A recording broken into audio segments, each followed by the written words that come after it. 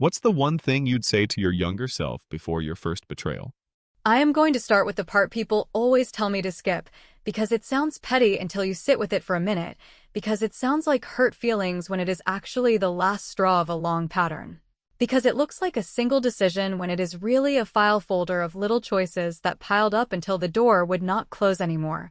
And that part is the morning of the finals when my phone buzzed with a cheerful message from my mom saying they had plans and were so sorry. And they were sure I would do great, and they would catch the replay, which was a weird mix of support and dismissal that I would have swallowed if I had not opened my brother's tagged photos and seen both of them in the first row behind home plate with foam fingers and big grins.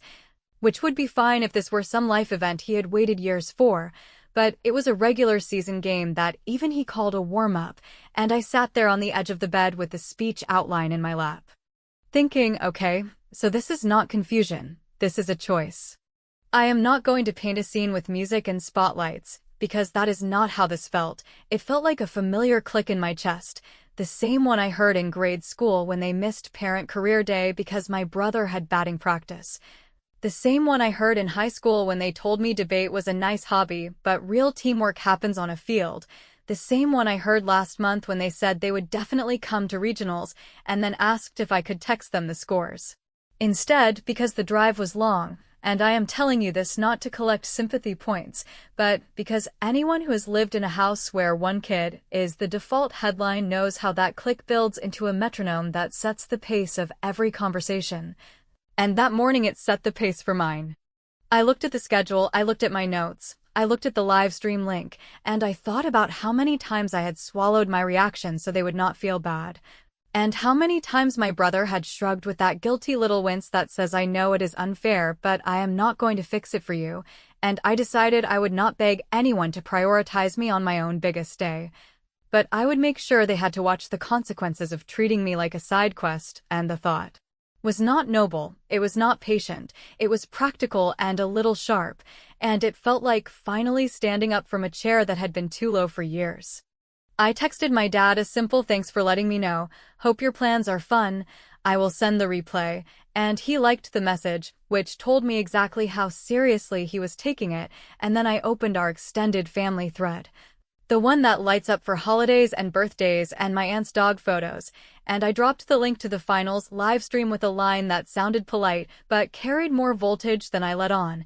Something like, if anyone wants to watch the debate, here is the link, and if you miss it, the replay will post after the awards, and I tagged my parents by name, not because I wanted to embarrass them, but because I wanted the accountability of eyes that were not mine, and even typing that I know it sounds calculated. Because it was, and I am fine with that. I also emailed the tournament media volunteer who had asked competitors earlier in the week if we had a sentence we wanted on screen if we won for the local news clip, and I had ignored it because it felt presumptuous. But now I wrote back with one single line that I knew I would be able to deliver without shaking, a line that was not cruel, not even direct, but pointed enough that the people who needed to hear it would understand it was meant for them. And I did not tell anyone about it, not my partner, not my coach, not my best friend who had already offered to meet my parents in the parking lot with a polite reality check, because I wanted the choice to be mine alone. On the way to the venue, I turned my phone face down because I could feel the urge to check whether my mom had posted more photos from the game, and I did not want to walk into the round carrying that kind of noise. And before you think I am pretending to be above it, trust me, I am not. I am a person who still remembers the exact tone my mom used when she said debate is impressive, but nobody watches it, and I am a person who has counted how many games I have clapped through with a smile while my stuff was treated like homework to glance at later, and I am a person who, in that hallway outside the prep room, finally decided that winning would not just be for me. It would be my answer to years of being told that my lane was smaller and quieter and somehow less real. When the first round started, I locked in, and I mean really locked in, not to prove them wrong, but to prove that I could decide what mattered without their attendance as validation, and I could feel the argument land, and I could feel the judge lean forward, and I could feel that warm buzz that happens when you know your prep work has a spine, and between rounds I did not check my phone, I wrote additional blocks and adjusted the cross-X questions and let the anger drain into strategy, which Turned out to be the best recycling I have ever done, because anger rarely helps in a room where you have to sound calm while taking someone's point apart bolt by bolt.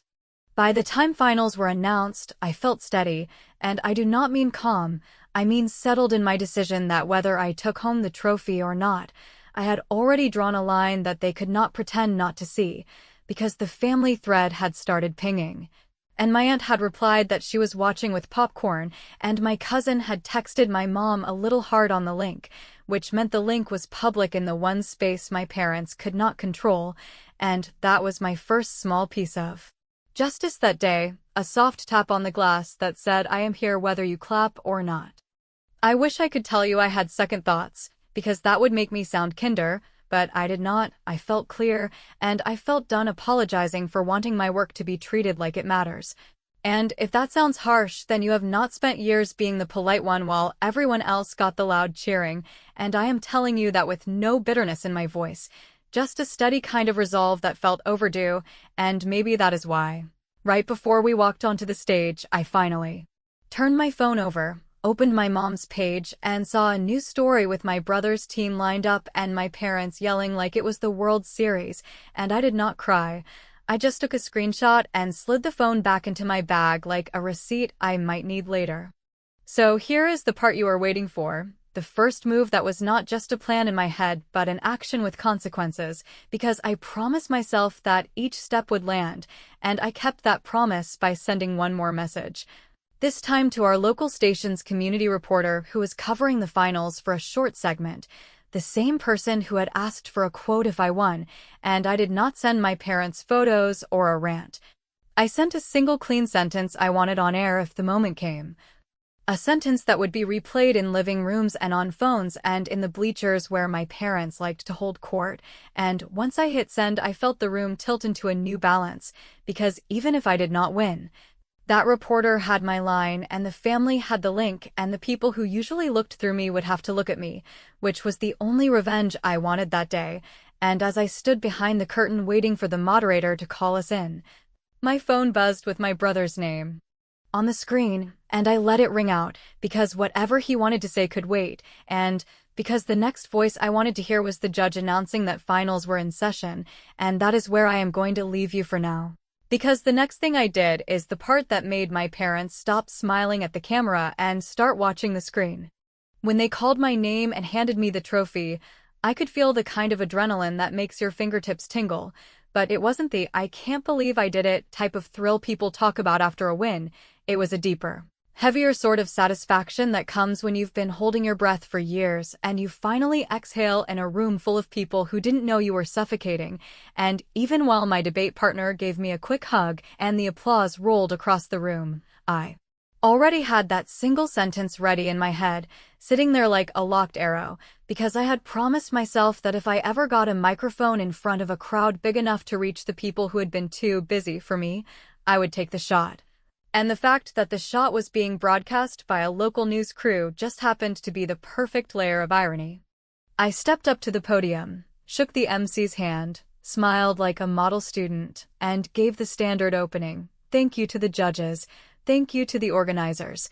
Thank you to my partner for pulling me back from at least 3 near disasters during prep. But then I let my tone shift, just slightly, in the way that makes people lean forward because they can feel you've stopped reading from the script and started talking to someone in particular, and that's when I said, and for the people who told me they were too busy today to watch, enjoy the replay.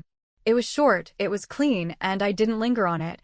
I just let it land in that quiet half-second where no one was sure if I was joking, and then I went right back into thanking the other teams. That moment was all of 4 seconds, but it had the kind of weight you can't undo, and I knew exactly who would hear it the loudest. The applause came again, the cameras flashed, and I could almost picture my parents seeing that clip later, because if they didn't watch the live stream, someone would send it to them. My extended family already had the link. My aunt had probably rewound it twice. The fact that the line was vague enough for plausible deniability, but sharp enough for them to feel it in their bones made it perfect. They couldn't say I had attacked them, but they also couldn't pretend they didn't recognize themselves in it. That was the point. After the ceremony, I was cornered by people shaking my hand and asking about college plans, and my coach whispered, "Nice touch," in my ear with a half smile that told me she had caught the subtext. My phone stayed in my bag until I was in the parking lot, where I finally looked and saw exactly what I expected: a string of missed calls from my mom, two from my dad, and one from my brother that I didn't even bother opening right away. The family group chat had gone from "congratulations" to dead silent in under 20 minutes, which I took as proof that the message had already started doing its job. By the time I got home, the clip was up on the local news Facebook page, and I could see the comments rolling in. Most were just congratulations from people in the community, but a few noted that my "too busy" line was a perfect reminder to support our kids, which made me laugh because those strangers had no idea how personal it really was. I didn't comment, I didn't share it. I just watched the numbers climb and thought about how many people in our town would see it before my parents could spin their version. Later that night, Kyle finally texted me, "Thanks for making things awkward." No explanation, no congratulations, just that. I stared at it for a minute, not sure if he was more upset about my parents being uncomfortable or about the fact that people might connect him to the baseball game they skipped my finals for. I typed back, "Not as awkward as you avoiding me next week will be," and left it at that. If he wanted to side with them, that was his choice. Not long after, my mom called again, and this time I picked up, mostly because I wanted to hear how she would start. She didn't disappoint. She launched right into telling me she was disappointed in me for bringing family drama into something public and making it about them instead of enjoying my win. I let her talk, because I knew the more she spoke, the more obvious it became that she was only upset about the implication, not the reality. When she paused long enough for me to get a word in, I simply said, "It wasn't about you unless you think it was," and hung up. That call set the tone for the next few days.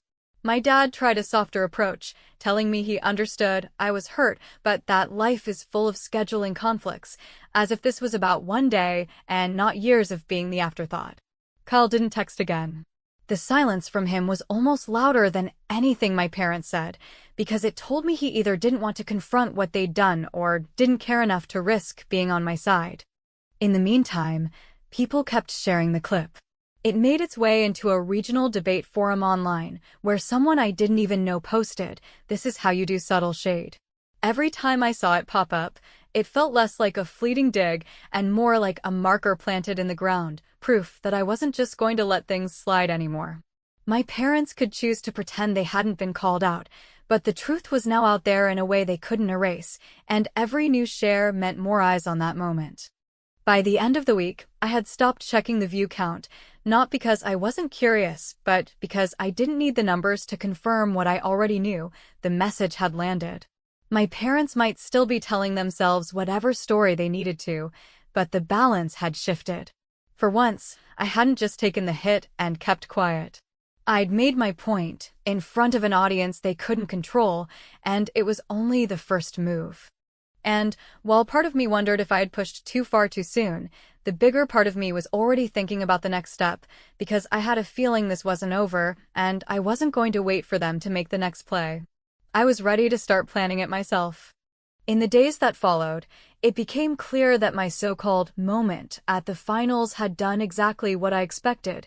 It had forced everyone in my family to take a position, even if their position was pretending nothing happened. And the thing about people who rely on silence to keep the peace is that once you take that silence away, they either scramble to fill it with excuses or they vanish entirely, and in my case, I got one of each.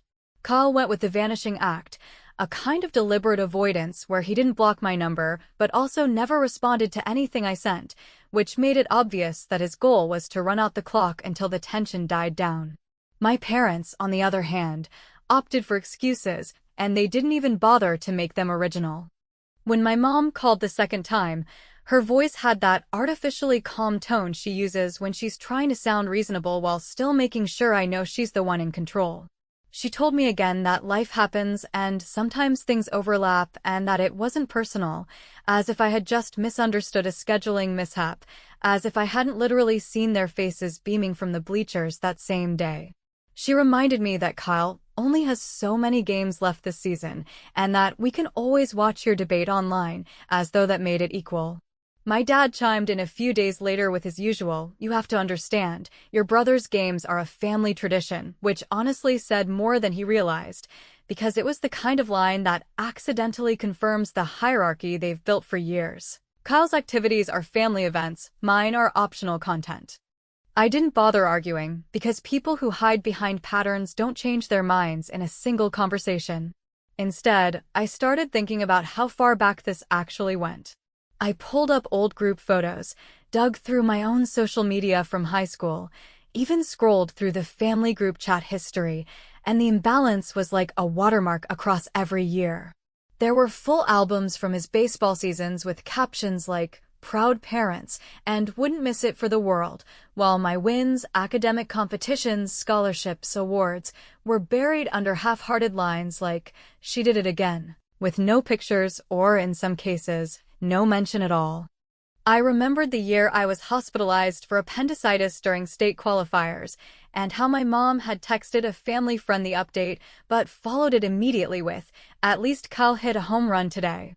I found the screenshot I'd taken back then, mostly because I'd been so stunned at the time that she'd paired those two sentences like they belonged together.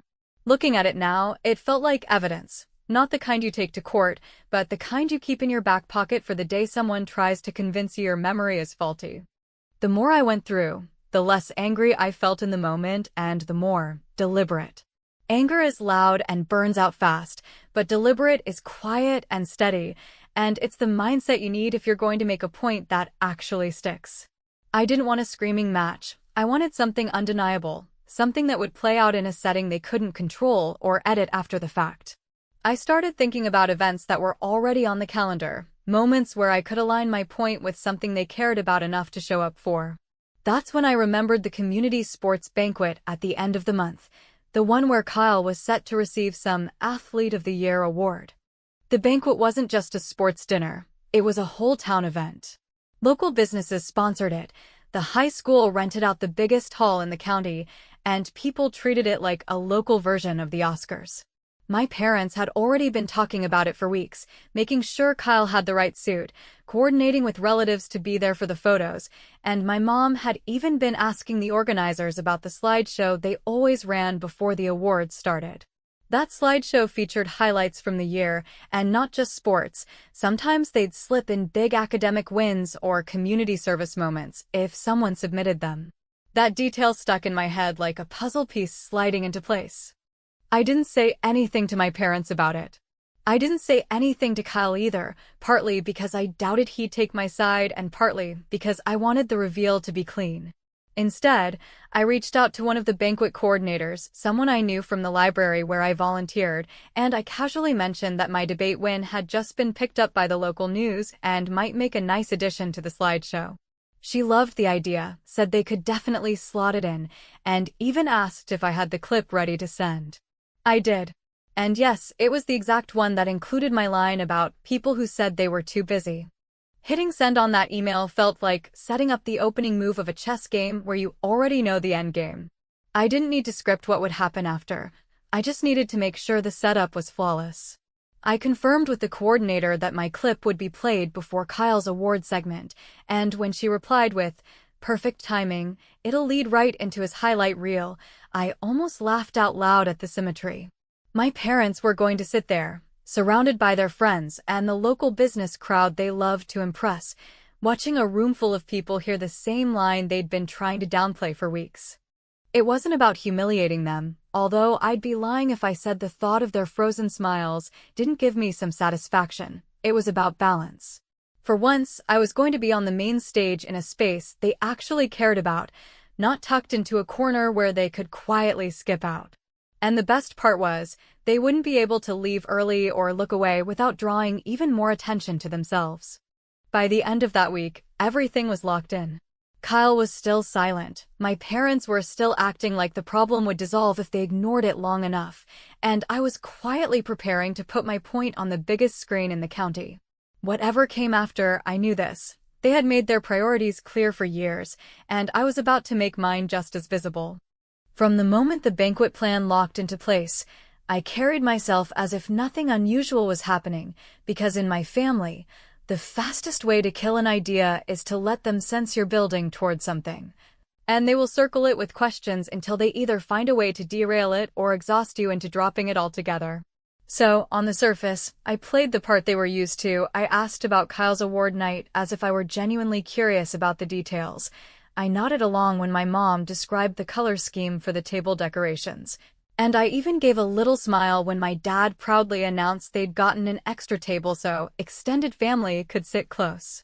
All the while, I knew the real reason I was attending had nothing to do with polite support and everything to do with timing, positioning, and the simple fact that once the lights dimmed for the slideshow, they wouldn't have a single escape route.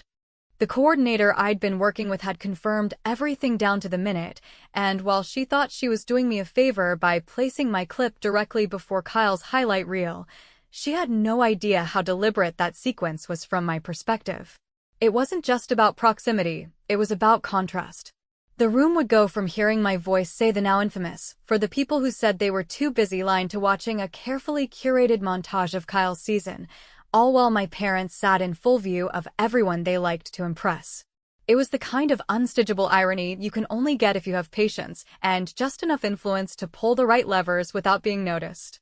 In the weeks leading up to the banquet, I stayed quiet about the debate finals altogether, which was out of character for me and therefore suspicious in its own way, but I covered it by keeping conversation shallow, a quick, "Yeah, it went well," if anyone asked, followed by steering the topic back to Kyle's award. My mom seemed relieved by that shift, probably assuming I decided to let it go, which worked entirely in my favor. My dad, meanwhile, was too focused on making sure Kyle's acceptance speech was polished to notice that I was quietly maneuvering in the background. Kyle, for his part, kept up the avoidance act. I'd see him at family dinners, and he'd talk to everyone else at the table while somehow skipping right over me as if I were just an empty chair. I didn't push it, because the silence worked better than any confrontation could have. It made him look small, petty, and unsure, while giving me the appearance of being the one who wasn't making it personal. The truth was, I didn't care whether he ever acknowledged what they'd done. I only cared that the people whose opinions my parents valued would get to see the imbalance for themselves. 2 days before the banquet, the coordinator sent me the final version of the slideshow for approval of my segment. Watching it on my laptop, I realized just how effective the moment would be. The clip opened with the local news anchor introducing the debate win, then cut to me holding the trophy and delivering the line exactly as I had practiced it, steady, calm, and pointed enough to make anyone in the room who had ever skipped someone's big moment shift in their seat. Then the screen faded to black for just long enough to feel intentional before the upbeat music for Kyle's highlight reel began. Even knowing what was coming, I felt the whiplash. I could only imagine what my parents would feel when it hit them without warning. That night, I made a conscious decision not to tell a single person in my extended family about the clip being included. I wanted their reactions to be genuine, free of any hint that I'd orchestrated it, because in a small town, the authenticity of a moment can make or break its impact. If my aunt or cousin gasped when my line played, I wanted it to be because they were genuinely surprised, and I wanted my parents to see that surprise and realize it wasn't just me who thought their priorities had been skewed. The morning of the banquet, my mom called to remind me to dress nicely, because there would be a lot of important people there. I bit back the urge to tell her I knew exactly how important the people in that room were to her. That was the whole point, and instead just said I'd see them there. When I arrived that evening, the hall was buzzing, and I could see my parents already in their element, working the room, shaking hands, laughing too loudly at small jokes. Kyle was surrounded by his teammates, all of them in suits and ties, basking in the attention. I kept my own greetings minimal, moving from table to table just enough to avoid suspicion, but mostly staying in the background, waiting for the moment the lights would dim. Dinner dragged in the way banquet dinners always do, long speeches from sponsors, polite applause, a few half-hearted jokes from the MC. Through it all, I kept my face neutral, glancing occasionally at the back of the room where the AV tech sat with the projector controls, as if we were co-conspirators in a silent operation. When the MC finally announced the slideshow, I felt my pulse pick up, but not from nerves, from anticipation. This was the point of no return. As the first images rolled, community events, youth programs, sports highlights, the room was warm with easy laughter and scattered cheers. My segment came about halfway through, and I could feel my parents' energy shift before the video even started. The second my name appeared on the screen, my mom's smile froze, and my dad's hand stopped mid-gesture toward someone at the next table. The clip played, my voice filled the hall, and the line dropped into the air like a weight. The room went quiet for just a moment, that kind of quiet where you can tell people are processing what they've just heard, before the applause started. I didn't look at my parents. I didn't need to. I knew their expressions without seeing them. And then, right on cue, the screen faded to Kyle's highlight reel, bright music and action shots clashing against the line that had just settled over the room. I clapped along politely, my face calm, my hands steady, and my mind already thinking about the conversation they would be forced to have after this night was over, not with me, but with everyone else who had just witnessed what they'd been trying so hard to downplay. By the time the lights came back up, I knew the trap had worked exactly as planned. Now, it was just a matter of waiting to see how they'd try to wriggle out of it, and deciding what my final move would be once they did. When the lights came back up and everyone blinked their way out of that slideshow haze, the room reset to small talk and clinking glasses like nothing unusual had happened, but you could feel the current underneath. The kind of tension that makes people watch you from the corner of their eye while pretending to read the dessert menu, and I let it go on just long enough for my parents to wonder if I was going to let them skate, because I wanted them to walk toward me instead of me chasing them.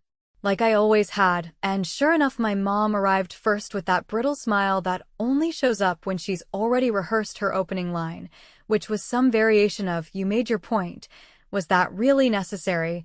And I said, calmly and without heat, that I had not made a point, I had made a record, and the difference mattered because points can be argued but records are replayed. My dad tried to slide into peacemaker mode, the one where he speaks softly and uses phrases like, "Let's not do this here," and "We're proud of both our kids." And I nodded the way you nod at a coworker who just said something that sounds reasonable but avoids the facts, and I told him they were the ones who chose here, when they chose to make my wins part of the replay pile, and that I had simply decided to meet them where they preferred to consume me, which was on a screen in a room full of people they wanted to impress, and I could see the moment it landed because the color in his face shifted from annoyed to something closer to embarrassed, which if you know my dad, you know is a rare species.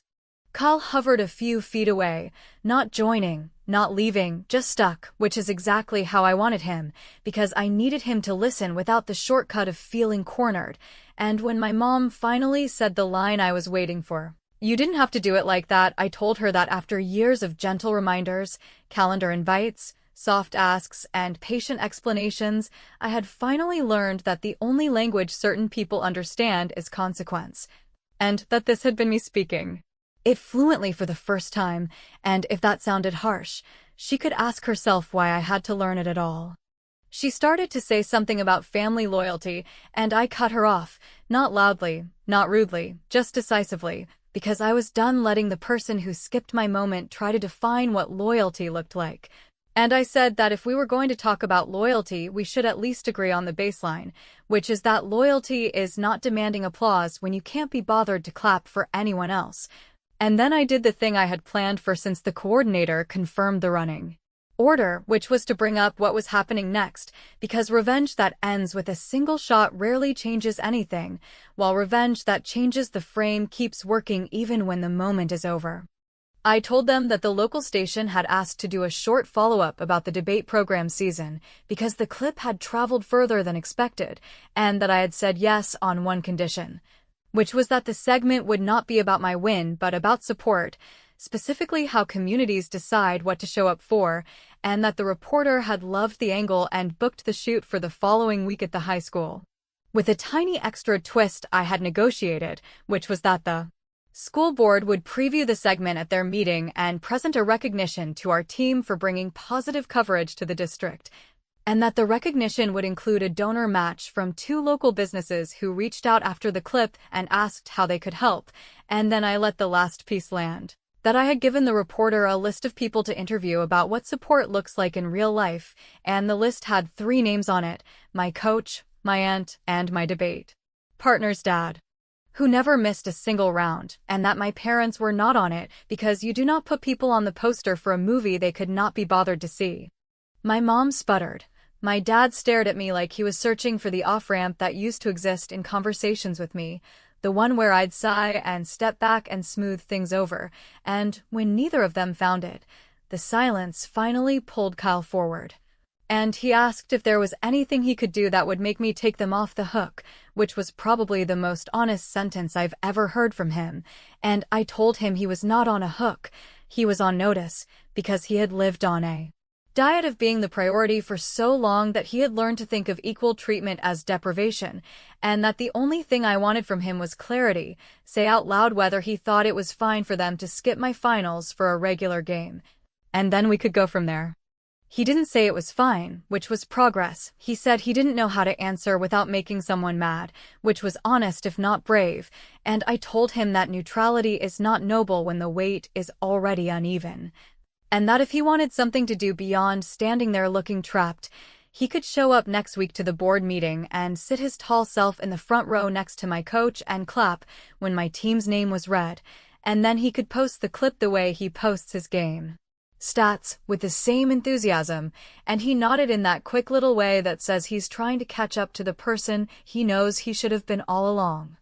My parents, though, were not nodding, they were still negotiating, which told me my final move needed to be less of a request and more of a boundary, and that's when I took out the envelope I had in my bag, the one with the recognition draft the reporter had sent for my approval, and I told them I had asked for one change in the wording, a single line at the bottom of the certificate that would live in the hallway outside the auditorium, and that line said, "Presented to the debate team and the family who showed up," and I had given the names for that list myself: Coach Dana, partner Maya, Aunt Claire, and, if he bothered to come, brother Kyle, and that if my parents wanted to see their names there one day, the price was simple.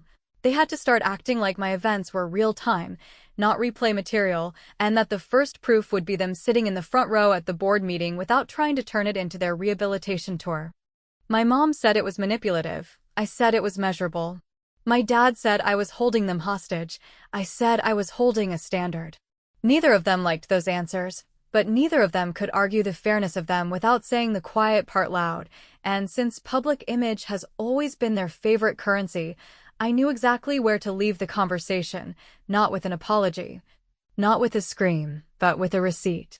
I thanked them for attending Kyle's big night. I told them I would see them at mine if they chose to come, and then I turned to Kyle and said, "Front row, right side, you know where to find the seats," and I left before they could regroup. The board meeting happened the following week, and I am not going to give you a triumphant montage because life rarely gives you one, but I will tell you that when I walked into the room, the first person I saw was my aunt clutching a little bouquet from the grocery store. The second person I saw was my coach whisper-laughing with my partner, and the third person I saw was Kyle already in the front row, head ducked, hands shoved into his jacket pockets like he wanted to be small and present at the same time, and a few minutes later my parents slipped in and sat quietly at the end of the row, not center stage, not orchestrating, just there, which in my world counted as a revolution. The recognition played, the donor match was announced, the reporter grabbed a quick quote about community support that did not include a single grievance, and when it was over I handed the signed certificate to the principal with the names printed exactly as promised, and I felt something settle. Not forgiveness, not even closure. Just the end of a season where I was always the one trying to make myself easier to ignore. I walked out with my people, the ones who showed up without being asked twice, and I didn't look back to see if my parents were waiting in the hallway, because I had finally learned that the most satisfying revenge is not getting them to admit they were wrong. It is building a life where their approval is no longer the gate you have to pass through to stand on your own stage. If you are wondering whether they apologized, the answer is that they did not in so many words. They did something better and more useful. They started showing up, sometimes awkwardly, sometimes late, but they were there. And if you are wondering whether I let them off the hook, The answer is that I stopped holding one because I turned it into a line on a certificate and a seat with their name on it that they have to earn every time, and if they forget, well, the replay is always available. And it still says exactly what I needed it to say.